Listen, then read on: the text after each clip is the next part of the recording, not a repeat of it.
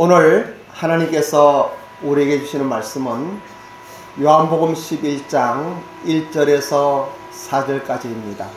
제목은 하나님의 영광을 위함이다. 하나님의 영광을 위함이다. 이러한 제목으로 하나님의 말씀을 대언하기 원합니다. 사랑하는 일본 비전교회의 가족 여러분, 한 주간도 평안하셨습니까? 지난 주일 선교에서는 두 가지의 구원에 대하여 말씀을 전구했습니다. 그것은 영적인 구원과 삶의 구원의 말씀이었습니다. 저는 우리 일본 비전교회 가족들이 한 분도 빠짐없이 영적인 구원, 즉 영생의 복인 거듭남의 축복을 누리시기 바랍니다. 그럼에도 불구하고 또 하나의 구원, 생활의 풍성함, 이 삶 속에서 누리는 하나님의 축복을 경험하는 삶의 구원도 누리시기를 간절한 마음으로 기도드리고 있습니다. 인생에 있어서 가장 중요한 두 문제는 죄와 죽음의 문제일 것입니다. 신앙이란 결국 구원받고 거듭나서 죄와 죽음의 문제를 해결하여 하나님께서 준비해 놓으신 영생을 누리는 것을 최종 목표로 하고 있습니다. 신앙생활을 열심히 하는 것도 단순히 삶의 위안이나 평안을 추구하고자 하는 종교행위가 아닙니다. 나 같은 죄인을 사랑하셔서 죄와 사망의 늪에서 구원해 주신 살아계시고 역사하시는 하나님을 믿으며 그 하나님을 사랑하고 또 감사드리면서 우리의 삶 속에 찬양을 드리는 삶의 태도입니다. 그리고 절대자 하나님께서 우리에게 약속하셨던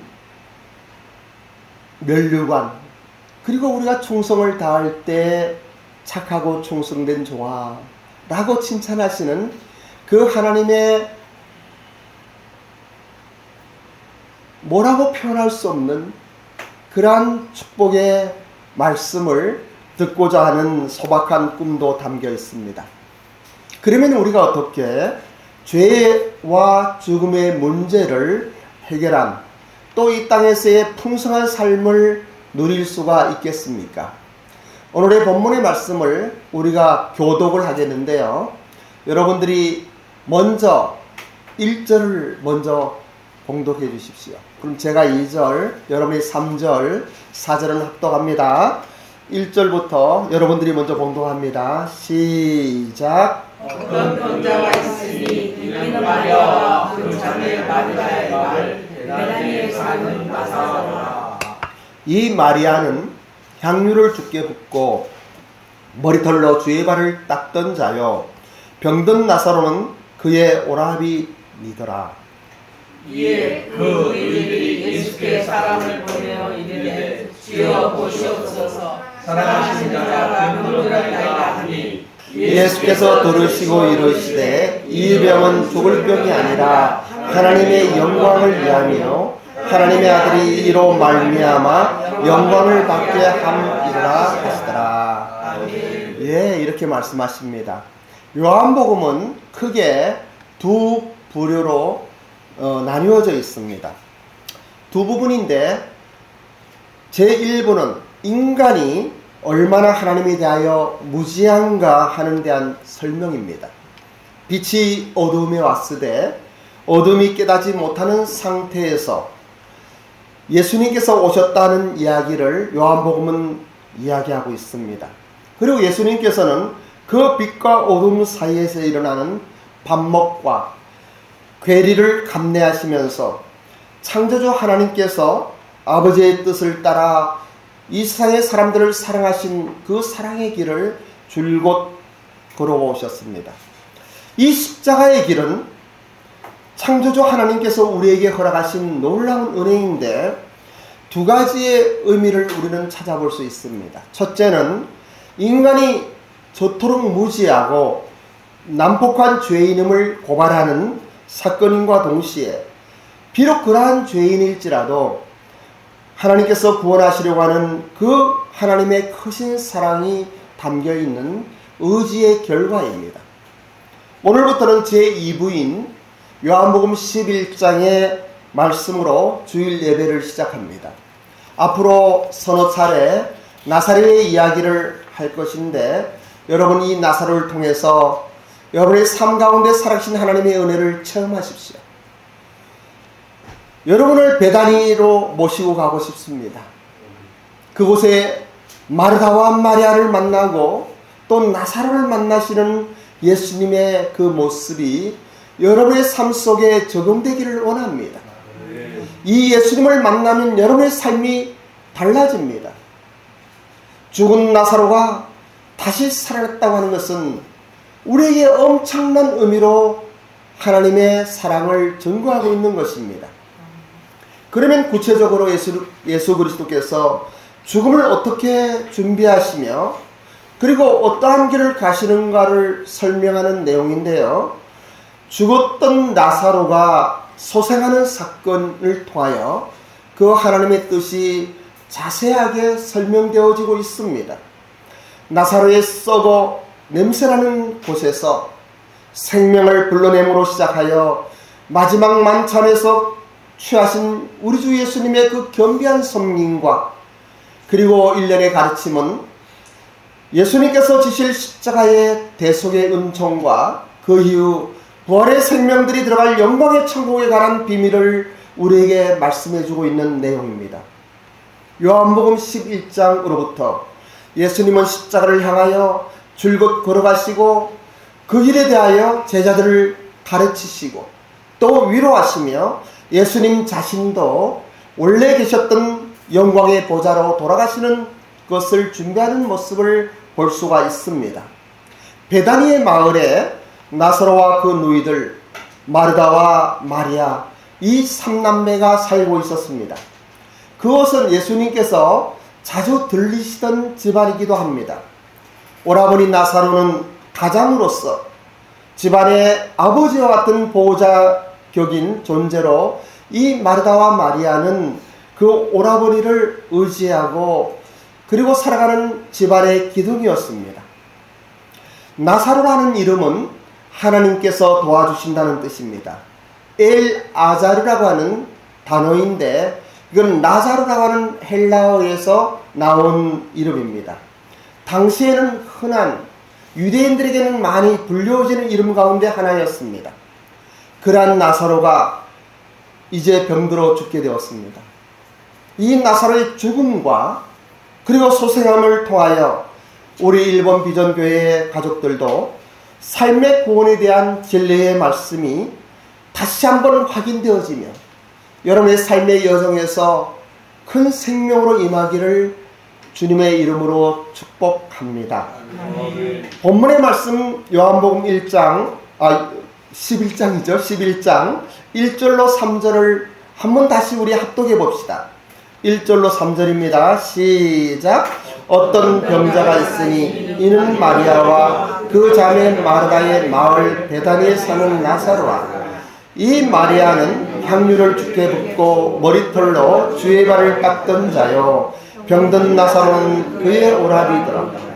이에 그 누이들이 예수께 사람을 보내어 이르되 주여 보시옵소서 사랑하는 자가 병들었나이다 하니. 이 내용을 자세히 보면은 때때로 예수님께서 기적을 행하지만은 그 사람의 이름이 누군지도 또 어떠한 사람인지도 이야기하지 않을 때가 참 많이 있습니다. 우리는 나면서 소경된 자의 이야기를 몇 주간 이야기했는데 그 사람의 이름도 알 수 없습니다. 근데 오늘은 왜 이렇게 분명하고 어디에 사는 누구라고 이야기하고 있을까요? 그런데 이것은 요한복음에만 나오고 공간복음이라고 하는 마태복음, 마가복음, 누가복음에서 나오지 않고 있습니다. 여기서 우리는 사도 요한의 이 나사로의 사건을 기록한 큰 뜻을 보게 됩니다. 이제 십자가의 죽음의 길을 이야기하시면서 그리고 나사로가 소생되는 이 과정을 통하여 우리에게 큰 메시지를 던져주고 있는 것입니다. 그런데 여러분 한번 생각해 보십시오. 세 남매가 살고 있는데 그 기둥 같은 그 시대는 여인들은요 할 일이 별로 없어요. 생활할 수 있는 어떤 환경이 되지 않았어요. 그래서 성경은 초대교회 때부터 이 과부들을 돕고 응원하는데 참 많은 힘을 쏟았습니다. 과부와 고아들은 참으로 어려운 삶을 살 수밖에 없습니다. 근데 가정의 기둥인 오빠 나사로가 이제 병들어 죽게 되었습니다. 이제 3주간, 4주간 정도 이 나사로의 이야기를 할 것인데, 이 가정에 닥친 이 엄청난 위기를 여러분 기억하시기 바랍니다. 정말 이 어려운 환경 속에서 가장인 나사로가 병들어 죽게 되었는데, 예수님은 그 이야기를 듣고도 바로 가지 않으셨어요. 오히려 지체하시면서 나사로가 완전히 죽고 그리고 썩어 냄새날 때까지 기다리셨어요. 다음 주간 또 다음 주간에 그에 대한 예수님의 마음과 우리를 향한 하나님의 메시지를 전하게 되는데, 오늘은 이 현장 속에서 마르다와 마리아가 얼마나 안타까웠을까, 얼마나 힘들었을까, 얼마나 고통스러웠을까, 그리고 친분이 있고 가까운 예수님께 간절하게 부탁을 했는데도 불구하고 그러한 일들이 결국은 오빠의 죽음으로 끝나고 말았습니다. 마르다는 이야기합니다. 마지막 날엔 다시 부활할 것을 믿은 그 마르다는 어떠한 의미에서 예수님을 원망하기도 합니다. 사랑하는 일본 비전교회 성도 여러분, 여러분들도 살아가시면서 힘들고 어려운 때가 있지요. 경제적으로 참으로 힘들 때가 있지 않습니까? 또 어떤 사람과의 갈등 속에서 억울한 일을 당하고 분하고 속상해서 정말 살신 하나님께 기도하며 외칠 때가 있지 않습니까? 그런데 그 응답을 즉시 해주시면 좋은데, 마치 하나님이 계시지 않는 것 마냥 그 시간이 그냥 지나갈 때가 얼마나 많이 있습니까? 그런데 하나님이 모르고 계실까요? 하나님께서 여러분의 그 마음을 모르실까요? 여러분의 환경을 모르실까요? 알고 있어요. 하나님은 여러분의 머리카락마저도 세신 바 되신 분이셔요. 그럼에도 하나님께서는 여러분을 통하여 하실 일이 있기 때문에 여러분을 훈련시키고 연단시키시고 또 살아계신 하나님을 더욱 의지하게 하기 위하여 하나님의 때를 기다리게 하시는 것입니다. 이러한 하나님의 사랑을 여러분 기억하시기 바랍니다. 그리고 신실하신 하나님의 그 섭리를 믿으시기 바랍니다. 풍성한 삶이란 거저 오는 것이 아닙니다. 그냥 믿고 기도한다고 허락되는 축복이 아닙니다. 지난주에 설교한 것과 같이 여러분의 믿음과 함께 순종과 행함이 요구되는 것입니다. 하나님의 말씀인 율례와 규례와 법도를 따라 살아가는 우리의 삶 속에서 하나님을 의지하고 믿으며 마치 마르다와 마리아와 같이 오라버니가 그냥 죽고 마는 이러한 상황까지도 허락하시면서 우리의 믿음을 시험하시는 하나님의 그 아름다운 사랑을 기억하시기 바랍니다. 이 시험하신다고 하는 것은 여러분에게 어떤 고통을 주려고 하시는 하나님의 뜻이 아닙니다. 아직은 여러분 마음속에 남아있는 불순물과 찢기와 그 여러분의 불신과 또 여러분의 잘못된 어떠한 것들을 정리하기 위한 하나님의 사랑과 연단의 과정이라는 것을 기억하시기 바랍니다. 기도하여서 그냥 즉각 응답하면 얼마나 좋겠습니까? 하지만 그렇게만 살아간다면 여러분의 신앙은 언제나 어린아이와 같을 것입니다. 밥 달라고 젖 달라고 울면 그냥 젖을 주는, 분유를 주는 그 어머니와 같은 어린아이의 삶도 행복하지만은 때때로 믿음의 성장을 통하여 성숙한 여러분의 인생 속에, 여러분의 삶의 걸음 속에 인내하면서 그리고 살아계신 하나님의 축복을 누리는 이러한 놀라운 하나님의 섭리를 깨달으시기 바랍니다. 요한복음 11장 4절의 말씀 한번 합독합니다.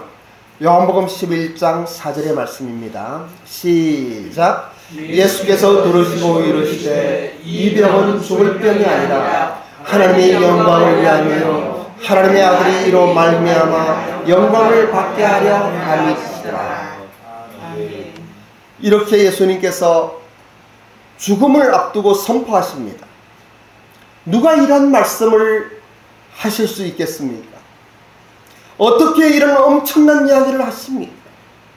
천지 만물을 창조하시고 생사화복을 주장하시며 생명의 근원이신, 그리고 어떠한 병도 치유할 수 있는, 아니 죽어도 다시 소생시킬 수 있는 창조주 하나님의 은혜가 아니면 어떻게 이러한 말씀을 볼 수가 있겠습니까? 이러한 병의 근원, 우리의 문제의 근원을 치유하시는 하나님의 권위로부터 나오는 말씀이 아니겠습니까? 권위는 무엇입니까? 강압이나 억압 같은 힘이 아닙니다. 독재자의 폭력과 같은 비인격적인 힘이 아닙니다. 권위는 상대의 무릎을 꿇게 하는, 진정으로 마음으로부터 무릎 꿇게 하는 설득력이나 호소력을 지닌 인격적인 지혜의 은혜입니다. 하나님의 권위 안에서 우리들은 삶을 살아가면서 참으로 역사하시는, 그리고 살아계시다고 하는 이러한 간증을 할 수 있는 것입니다. 하나님의 권위 안에서는 사랑의 내용으로 가득 차 있습니다. 진리와 생명을 아는 지식과 지혜를 가지신 하나님의 섭리를 여러분 깨달으시기 바랍니다. 하나님께서는 그의 자녀들에게 참으로 축복하셔서 은혜를 베푸시고 그 앞날에 평안한 하나님의 엄청난 은혜를 찬송할 수 있는 인격적인 관계 속에서 나타나는 것이 권위입니다. 이 권위는 그의 자녀들이, 하나님의 자녀들이 어떠한 벽에 부딪혔을 때 마리아와 마르다와 같이 자기들이 감내할 수 없는 어떠한 위기가 왔을 때에 필요한 것입니다. 여러분, 인간의 노력으로 우리의 속으로 어느 정도의 일들은 해나갈 수 있습니다. 그런데 정말 크고 좋은 것, 정말 하나님께서 이렇게 하셨다라고 우리가 간증할 수 있는 모든 것들은 하나님을 통해서만 나옵니다. 여러분, 여러 차례 이야기합니다만 정말 좋은 사람과의 만남은 하나님의 축복입니다. 비즈니스를 하시는 여러분들이 어떠한 좋은 아이디어를 갖고 계약을 하고, 그리고 불에 넘치는 어떠한 것들이 주어지는 것은 하나님의 은혜입니다. 그러한 것들을 통하여 살아계신 하나님을 찬양하시기 바랍니다. 그러한 것들을 통하여 살아계신 하나님을 기억하시기 바랍니다.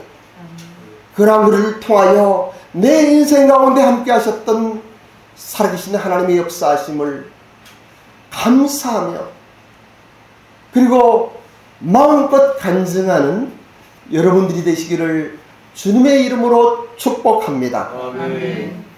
권위는 참으로 사랑하는 자만이 행사할 수 있는 지혜로운 간섭입니다.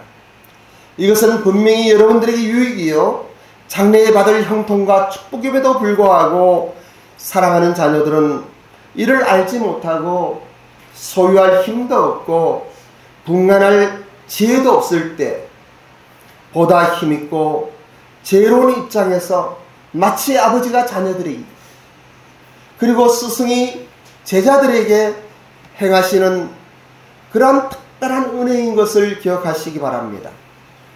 죄는 이러한 정당한 권위로부터 이탈, 독립을 이야기하고 있습니다. 여러분, 자기 마음대로 무엇을 할 수 있다고 생각하는 것, 그리고 내가 독립된 입장에서 내 힘으로 무엇을 할 수 있다고 생각하는 것, 이러한 것들은 죄로부터 오는 것입니다. 아버지의 간섭이 싫어 집을 떠난 탕자같이 그의 길은 처음에는 좋을 것 같고 잘 될 것 같고 내 마음대로 하니까 편한 것 같지만은 결국은 극도의 위기였고 절망과 좌절로 점철된 고통스러운 삶이었습니다.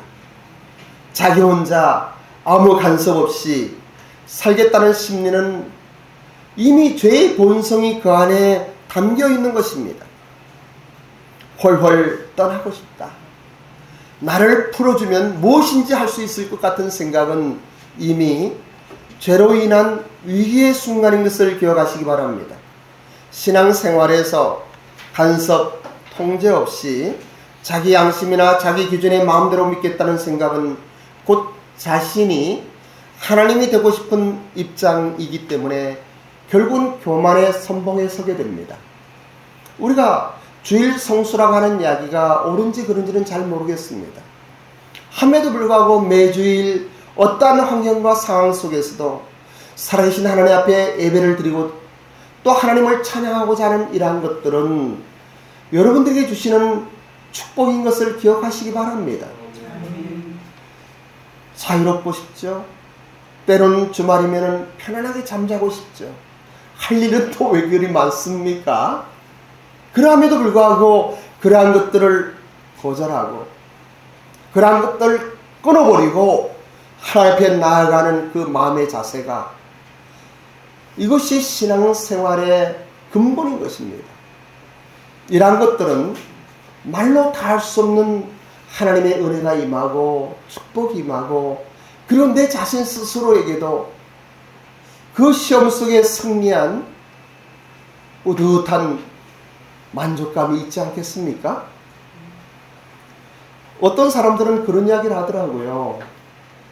특히 사회주의자들, 주사파적인 그리고 교회를 대적하는 사단의 세력들은 매 주일마다 교회에 참석하는 그것이 얼마나 큰 것인지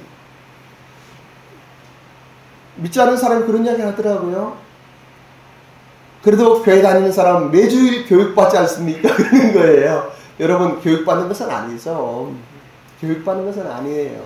성경의 가르침이 있고 또 설교 말씀이 있고 하지만 그러한 것들이 아니라 우리가 살아계신 창조주 하나님을 찾아가는 것이에요.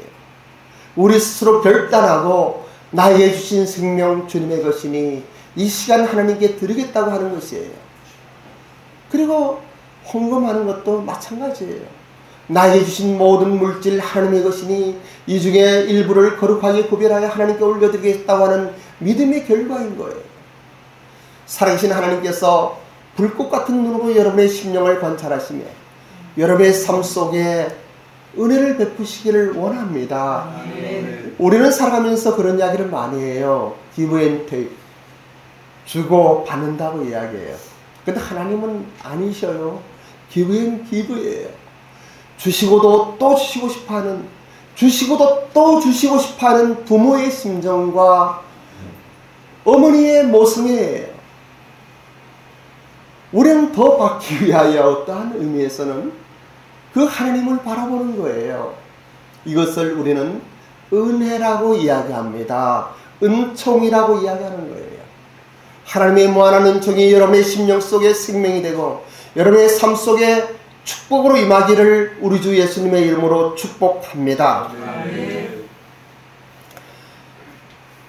인간은 견제와 간섭이 필요한 만큼 연약하고 무능한 존재이며 본질상 죄인인 것을 깨닫는 것이 회개입니다. 구원은 인간이 갖는 최고의 행복이며 가치인데도 불구하고 우리는 구원을 등한히 여기고 자기 자랑의 길을 갈 가능성이 많은 그러한 존재인 것을 고백할 수 있습니다.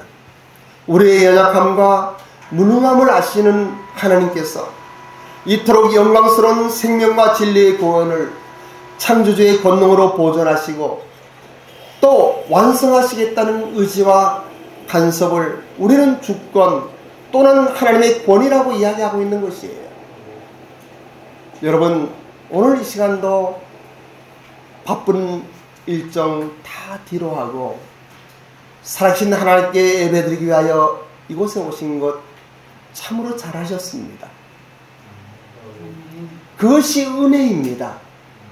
하나님의 주권과 권위에 순종하는 참으로 아름다운 여러분의 결단인 것입니다.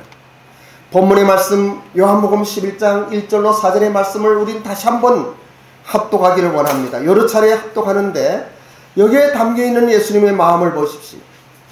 1절부터 4절까지입니다. 시작. 어떤 병자가 있으니 이는 마리아와 그 자매 마르다의 마을 베다니에 사는 나사로라. 이 마리아는 향유를 주께 붓고 머리털로 주의 발을 닦던 자요 병든 나사로는 그의 오라비더라. 이에 그 누이들이 예수께 사람을 보내어 이르되 주여 보시옵소서 사랑하는 자가 병들었나이다 하니 예수께서 들으시고 이르시되 이 병은 죽을 병이 아니라 하나님의 영광을 위함이요 하나님의 아들이 이로 말미암아 영광을 받게 함이라 하시더라. 이렇게 말씀하십니다. 예수님은 나사렛의 질병에서 인간적인 어둠의 절망을 본 것이 아니라 믿음의 눈으로 밝은 희망을 보셨습니다. 여러분들은 이 가정을 바라보면서 어떠한 생각이 듭니까? 만일에 이러한 문제가 여러분들에게 닥쳐왔다고 생각하면, 극심한 위기가 닥쳐왔다고 생각하면 여러분들은 어떻게 반응하시겠습니까? 예수님이 말씀하십니다. 이 병은 죽을 병이 아니라 하나님의 영광을 위함이요 하나님의 아들이 이로 말미암아 영광을 받게 하려 함이라. 이 하나님의 아들이 누구십니까? 우리 주 예수 그리스도이십니다. 아멘. 여러분, 이 나사로가 다시 살아났어요. 이것은 어느 장소에서 누가 왜 죽을 병으로 죽었다는 것이 역사적인 기록으로 남겨있는 이야기예요. 소설이 아니에요. 신화가 아니에요. 왜 사도 요한은 다른 공감복이 없는 이 사건을 가지고 왔을까요? 그리고 여러 차례 이 사건을 통하여 자세하게 우리에게 이야기하고 있을까요? 여러분의 죽을 병도 낫는다고 하는 것이에요. 앞으로 설교에서 이야기하겠지만은 예수님께서 말씀하십니다. 나는 부활이요 생명이니 나를 믿는 자는 죽어도 살겠고 살아서 나를 믿는 자는 영원히 죽지 아니하리라. 여러분, 이러한 말씀이 여러분에게 생명으로 임하기를 원해요. 아멘. 이러한 복음이 여러분의 삶 속에 적용되기를 원해요. 아멘. 왜냐하면 하나님께서 그렇게 계획하시고 섭리하셨던 것이기 때문이에요. 우리가 이제 여름, 더운 여름이 다가왔어요. 가뭄으로 비가 오지 않고 산불이 나도 이때 한번 소나기 쏟아지면 좋을 것을 하는데 그러지 않았어요. 그래도 장마철이 오고 비가 오고 이렇게 사철은 지나가는 것이에요. 우리의 인생의 길도 마찬가지입니다. 아직 어린 우리 소년이 같은 초등학생도 있지만은, 아직 20대 30대의 청년들도 있지만은, 여기에는 40대 50대의 사람도 있고 또 70대는 없네요. 오늘은요. 그래도 60대의 사람들도 있습니다. 우리가 지나온 삶을 돌아보면 참 순식간에 간 것 같아요. 그럼에도 불구하고 오늘 이 자리에 앉아있다고 하는 것이 얼마나 큰 은혜이고 축복인지 모릅니다. 우리는 잊어버리고 살지만은 인생의 근본 문제인 죽음을 앞두고 있는 거예요. 나사로가 병들어 죽었지만은 우리의 모든 인생은 한 번 죽게 돼요. 이 본질의 문제를 해결하시는 하나님의 은혜를 기억하시기 바랍니다. 저는 오늘 이 시간 죽음을 두 가지 부류에서 여러분들에게 말씀드리길 원합니다. 우리가 흔히 알고 있는 생명의 죽음도 있어요. 또 한 가지는 우리의 마음이 죽었어요. 병들었어요. 하나님의 빛이 비추지만은 이 빛이 비추어지지 아니하고 어둠 속에서 창조주 하나님, 나를 사랑하신 하나님, 나를 위하여 생명까지 버리신 그 예수 그리스도를 멀리하고 탕자와 같이 내 멋대로 내 뜻대로 살아가는 이 삶은 죽은 것이에요. 우리가 꽃꽂이가 없습니다만은 꽃꽂이는 뿌리에서 잘려 아름답게 피어 있지만은 결국은 시들어버리고 마는 것이에요. 여러분, 그리스도가 없으면, 예수님이 없으면 시들어버리고 마는 것이에요. 그래서 우리는 주일마다 이 생명의 메시지, 살아계신 하나님의 은혜를 경험하지 않으면 안 돼요. 왜 예수님께서 십자가를 지셨는지, 이러한 역사적인 사실과 분명한 사건 속에서 우리의 삶을 돌아봐야 되는 거예요. 그리고 내 환경을 돌아봐야 되는 거예요. 나의 삶을 거기에 견주어 보아야 되는 것이에요. 저는 이 시간 여러분들의 삶 속에 이러한 부활 생명이 임하기를 원합니다. 예수님께서 부활하셨기 때문에, 나사로가 다시 살아났기 때문에 우리의 영생의 축복이 임할 뿐더러 여러분의 삶 속에서도 생명이 있고 희망이 있고 하나님의 축복이 임하는 것이에요. 어떠한 문제가 여러분을 힘들게 합니까? 그냥 여러분 혼자서 그 문제 해결하시렵니까? 예, 그렇게 하세요. 그러면 여러분들이 책임지면 되는 거예요. 인간들이요, 사람들이요, 그 누구도 그것을 책임질 만한 사람이 없습니다. 그래서 우리는 믿음이라는 것이 필요한 것이에요. 다시 한번 우리의 마음속에 나사로의 죽음을 통하여 역사하셨던 예수 그리스도의 그 생명력이 여러분의 삶의 현장에서도 나타나길 원합니다. 이것은 하나님의 약속이에요. 하나님께서 여러분들을 다시 살리시기를 원하십니다. 여러분이 어떠한 자리에 있든지 일어나게 하시기를 원하시는 것이에요. 당당하고 멋있는 하나님의 자녀로서 이 땅을 살아가기 원하는 것은 하나님의 뜻이에요. 그리고 이 말씀을 전하는 제 간절한 소망이기도 합니다.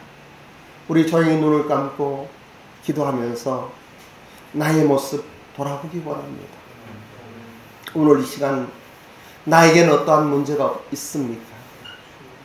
지금 나에게 어떠한 아픔이 있습니까? 어떠한 위기를 느끼고 있습니까? 마르다와 마리아와 같이 오직 의지할 기둥인 오라버니가 죽을 병을 가지고 이제 죽음을 앞두고 있습니까? 그런데 우리 예수님이 계시지 않습니까? 우리를 사랑하신 그 하나님의 은혜가 있지 않습니까? 우리를 책임지시고 우리의 머리카락까지 세심 받으셨던 그 예수님이 여러분을 사랑하지 않습니까? 그 예수님 믿지 않으시렵니까?